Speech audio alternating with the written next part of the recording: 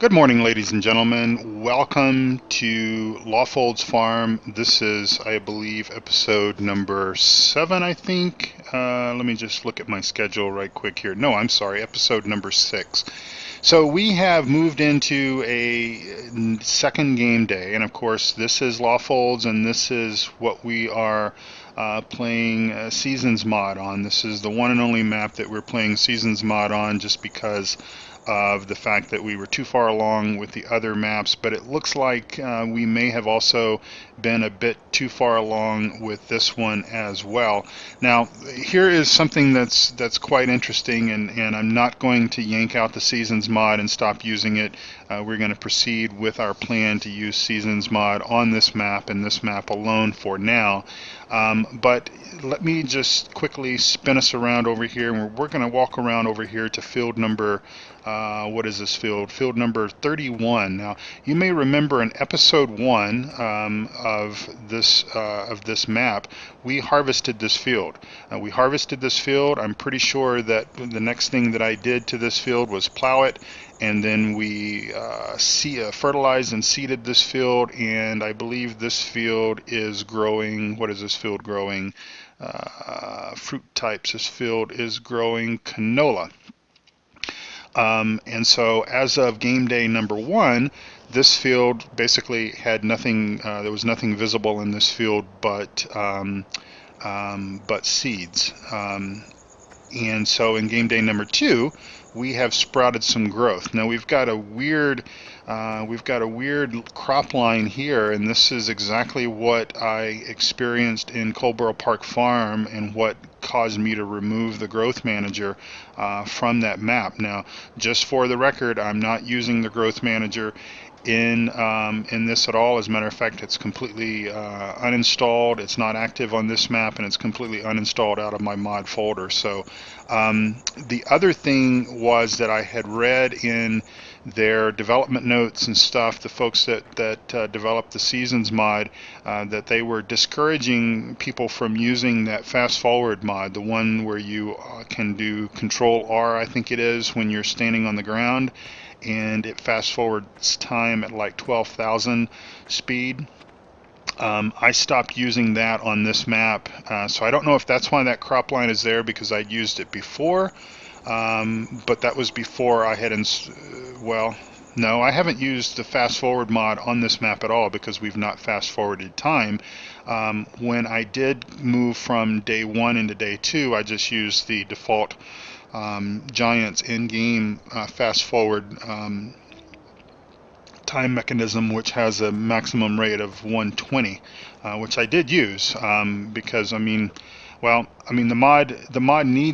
Seasons mod needs to be able to accommodate at least the default fast forward time, because quite honestly, I don't think it's fair to ask any of us to A, work around the clock, or B, not be able to fast forward at least at the 120x speed to go from one game day to the other. Because if that's not possible, then I'm sorry, I'm probably not going to use this mod. I try to take advantage of every amount of daylight that I can on the map, and that's obviously what I produce for you. But the idea of not being able to fast forward time and either having to leave my computer on for large amounts of hours just to be able to move from nighttime into daytime for the next game day, that's not acceptable for me. But I'm thinking that it's just maybe an anomaly that will get worked out. But yeah, so those two soybean fields, these were the two fields on the map that 27, and I believe it is field 27 and field 26. These were the two fields that on the map were not, they didn't have any crops on them. So they needed to be plowed, cultivated, seeded, etc., etc. We had done that in game day 1. You probably saw that in one of the episodes, so episode 4 or something like that, 3. Those have within the span of one game day, those crops have basically grown to full potential and have withered. I thought I was losing my mind here for a second because I was looking for I was looking for our New Holland and our plow, and or at least our soil ripper, and I couldn't find it. I thought I was losing my mind. I knew I had left it out here, and so unfortunately, that is the state of the situation here. So just we'll quickly just kind of let's look at our weather forecast. -1. I don't know.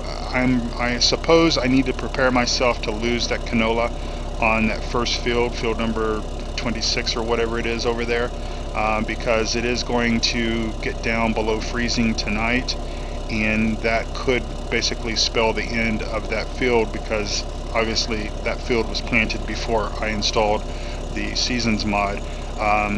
But anything that we decide to plant today should be okay, because it should stay in the ground until the next grow cycle. So hopefully we'll be all right on that. So we can sort of check and see what we can plant.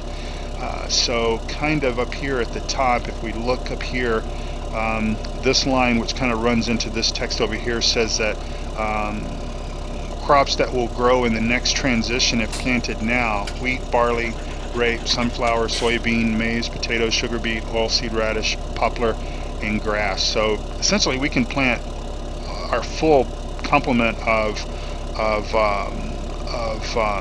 seed types on this particular game day, and we should be okay. So that's obviously what we're going to be doing within the next few episodes. You know, this day will probably have 3 or 4 episodes like most of them do, and so yeah. So here we go. Let's continue plowing this field. I had Courseplay doing it, but I sort of figured that you guys haven't really seen much of me plowing, well, because quite honestly, it's probably the least favorite thing to do on the maps, especially with the traditional type plows. But this one makes it a little bit easier. I think it's not cheating. This is a soil ripper. I've checked it out on the John Deere website. It is a soil ripper. It is more or less designed for, I believe they refer to it as medium till, sort of a medium till function. I need to zoom out just a little bit here where I can see a little better. And then here we are, trying to back up a short trailer. Short implement behaves very much like a short trailer, and as you can tell, I am not as good at doing this as. So I tell you what, we're just going to drop it there, and we'll clean up where we have to clean up, just for the sake of me further embarrassing myself, and also wasting up all the ones and zeros that's being used to record this episode. So we're gonna, basically it's a small setback, because I was hoping that there weren't going to be any serious setbacks because of the fact that I had inserted the Seasons mod into an already sort of an already working game save. But obviously, there has been, and we will just we will deal with it, because hey, that's what we do. That's what farmers would do. I'm sure that a farmer wouldn't experience planting a crop of soybeans one game day and then the next is finding it fully grown. But again, think about it like this, and I'll be honest with you, it wasn't until Farm Sim 17 that I myself even got away from thinking about a game day equals a real life day, because it's not true. A game day here, the way that we're playing it, both with the Seasons mod as well as the way that we've played it even when I was doing Seasons on Goldcrest Valley, a game day essentially equaled a month, or at least a portion of a particular season. So if we think about our seasons, spring, summer, fall, winter, having approximately approximately 3 months of time to them, then each game day that we experience in the game equals about a month in real life. So if you kind of get away from that, you know, a lot of people I've seen posted in either the Farm Sim forums or even some of the other communities like PCSG or Three Dudes Gaming Network as an example, folks would say, you know, the daily maintenance costs and everything are just way out of sync with what is in real life. Well, even without a mod, or even without sort of pretending that you are playing with seasons as I was doing with Goldcrest Valley, it's still a game day, even in default farm sim without any mods, is still more than just a day in real life. And so those calculations, those maintenance for machinery, upkeep, all that kind of stuff, that is all, again, based on time that doesn't necessarily represent a true to life physical game day. So hopefully we have started early enough in the morning on this particular game day so that we can get as much done as we need to get done, because obviously, again, another small setback in the sense that we are going to be having to reseed those 2 fields. I'm prepared mentally and I guess emotionally to lose that canola on field 26, I think it is, because if it does hard freeze tonight, if it drops below 0 degrees Celsius, 32 degrees Fahrenheit, then yeah, we're probably gonna lose that crop. That's what the mod, that's what the mod simulates, and so that's what real life simulates. And I'm sure that many times farmers have, planted, maybe based on the Farmer's Almanac, maybe based on just gut intuition, and a early or I guess in this case a late freeze comes about. I know it's happened here in Colorado. I know that we've had hard freezes in May before, and frost and all that kind of stuff. So yeah, so that's what we want. That's what we're looking for out of a simulation-based game. Is we're looking for real life situations, real life simulations that can affect our gameplay, our crops, and everything. Because otherwise, just default farm sim, you're really just sort of stuck in this loop between spring, summer, fall, meaning that you can plant something today, and depending on how fast you have your crop growth and everything set, you could maybe harvest it the next game day or the day after that, and then wrap up your entire season, your entire year in just 3 or 4 game days.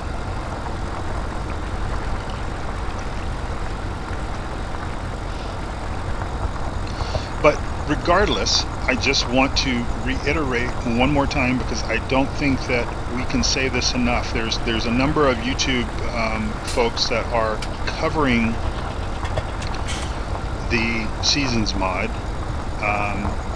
and I don't think that we can reiterate this enough, that this is work in progress, this is beta, this is, there's problems. They are and I will take my hat off to these guys, these developers, mod developers that's creating this mod. They're intentionally, and this may sound somewhat counterproductive as I just clean up this little bit right there. But they are actually trying to break the mod, not necessarily trying to break the game, but they are trying to break the mod in the sense that they want to, thoroughly test to make sure that this, has it's a quality build, that everything is functional about it, that there's no sort of missing variables that maybe they haven't thought about, or maybe that they necessarily haven't planned for, because obviously it's hard for a modder to sort of foresee what the future holds, because you know, not only do they have to, you know, be responsible for their own mod, but they have to think about, okay, well, what sort of would happen if giants were to do this, or if giants were to do that. You know, it's every likelihood that let me turn that off. It's every likelihood that and let me just do this. Let me get a screenshot here. Where is, that's a pretty good angle right there. It's every likelihood that giants have, you know, that there's still bugs that they have to, that they basically have to work out, and so there will be, you know, future patches to Pharmer 17. You know, don't know when these will come out, but again, you know, there will be future patches. So obviously, these mod developers have to obviously be able to react to that, because there could literally be something that Giants does to the game that could actually break the mod for a period of time, until, again, the mod developers adjust and release and all that kind of stuff.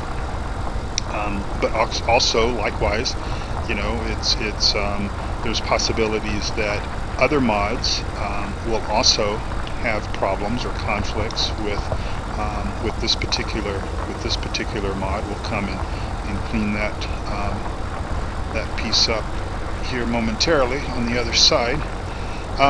So, you know, it's sort of a moving target, if you will, when you create mods, because not only do you have to worry about the base game potentially changing and maybe breaking your mod, but then again, you also have to worry about other mods that may be coming down the pipeline. I mean, I think that Landy Kid mentioned on one of his episodes not too long ago that he had read or he had heard that soil mod was being actively looked at as being converted and redeveloped, redesigned, whatever would need to be done to make it FS17 compatible. And I could see where between soil mod and seasons mod that there could be some significant impact to each other, based on, you know, what we're seeing with this particular mod. And hopefully, and I don't know if this is actually going to be the case or not, but I would hope that those two teams would actually work together, because each of those two teams represent mods that are very much respected, very much wanted in the game, the context of the game and everything.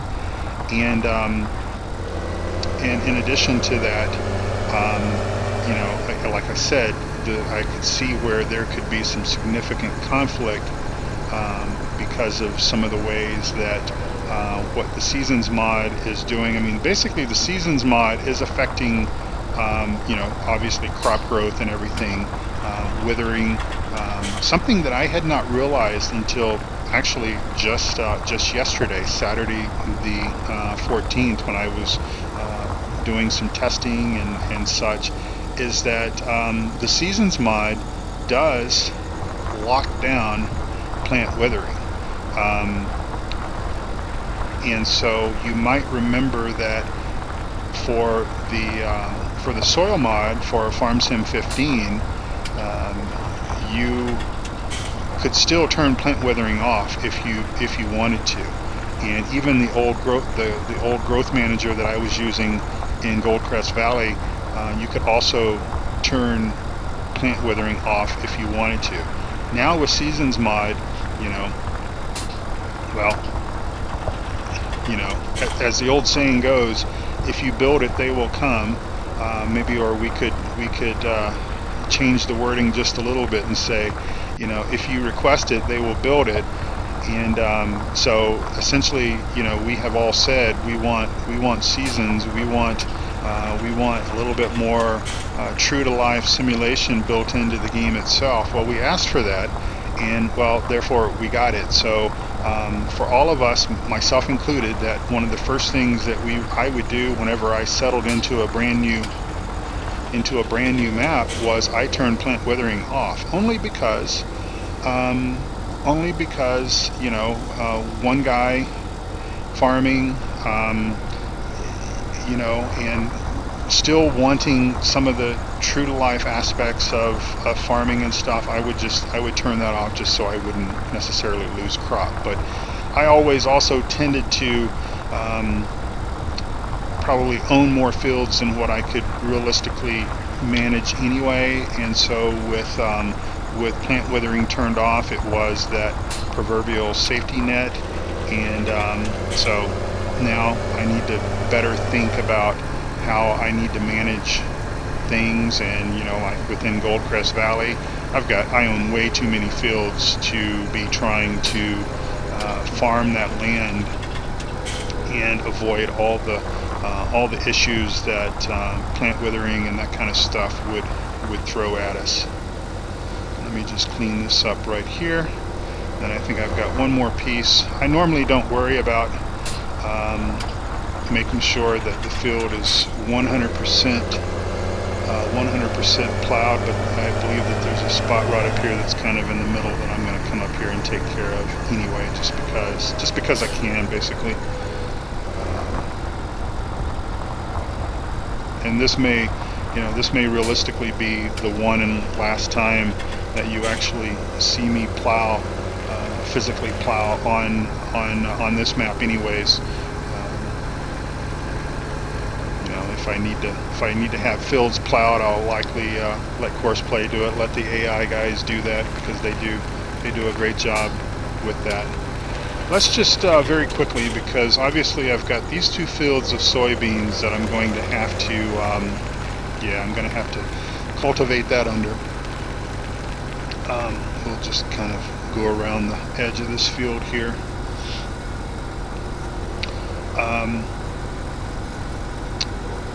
Let me just bring up our menu here and take a look at what is available.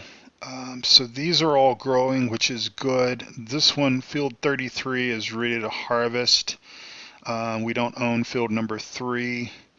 Let me just kind of look and see what is field 33. Field 33 is wheat, so we will definitely harvest that this game day. Let me just look at that again. What's that? What color was that again? Well, that was the... Yeah, we probably will harvest that because we're going to want to get that. We're going to want to get that field turned around. So that's really our last harvestable field that we can do now. Obviously, this field that's beside us here in corn, you know, that will come ready to harvest sometime in the summertime, and we should be fine with that. You know, this is going to. We're going to have to think about the fact that, you know, obviously the map modders, the map developers of the Seasons mod, or the mod developers of the Seasons mod, have essentially encouraged, can I fit through here? Have essentially encouraged, or maybe the correct word is discouraged, folks from putting the mod into an already existing game save. And you know, there are components that map designers, map modders can obviously insert into their maps, so that it is sort of Seasons mod ready, similar to how things were done with the soil mod.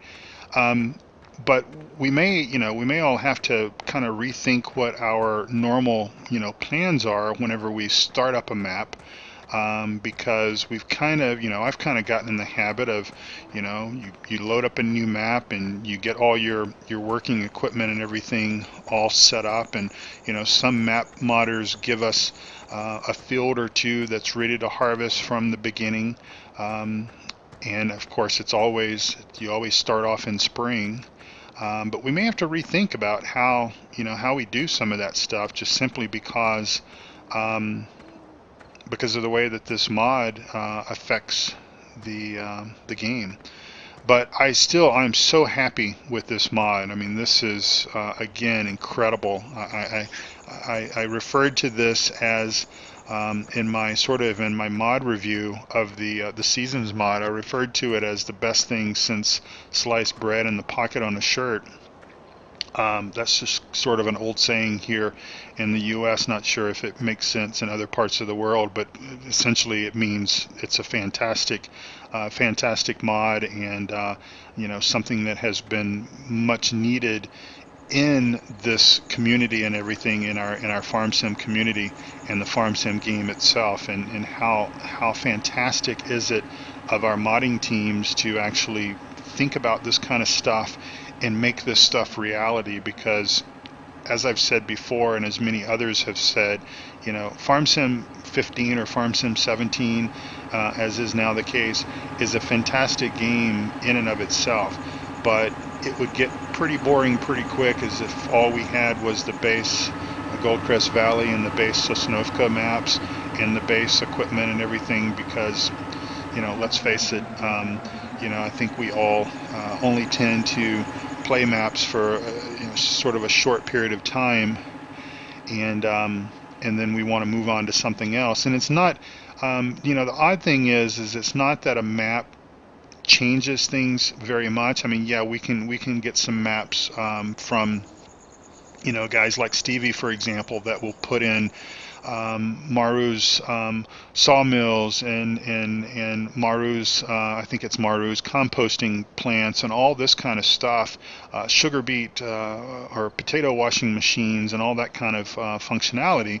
And true, those are other things that we can do on the maps itself, but at the same time, sometimes just changing the scenery, just going from a map that's not necessarily a footprint of Goldcrest Valley. Yeah, this has got some hills to it and everything, but it's not just a redesign of Goldcrest Valley. So that's one of the reasons why I like this map so much. But in reality, probably one season of playing this map, something else is going to come out that's going to attract my attention, that I'm going to want to play and showcase to all of you guys and gals. And so it'll be something that will come about. So I guess what I'm trying to say is, I'm thinking that the way that this map is set up, where all the fields need to be plowed to get the maximum value, I don't foresee that we would reach a point with this map, or really any other map, where it comes time to plow the fields again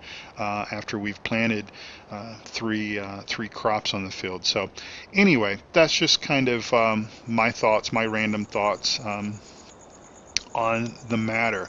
So hey, I woke up the morning of the 15th. This is Sunday, January 15th. And we had hit 200 subscribers. Absolutely fantastic. Of course, you guys are not going to see this video until most likely Thursday, the 19th of January. I do record a little bit ahead of schedule, just so that I can accommodate a schedule releasing. Right now I'm doing 6 videos a week, or releasing videos 6 days a week, Monday through Saturday.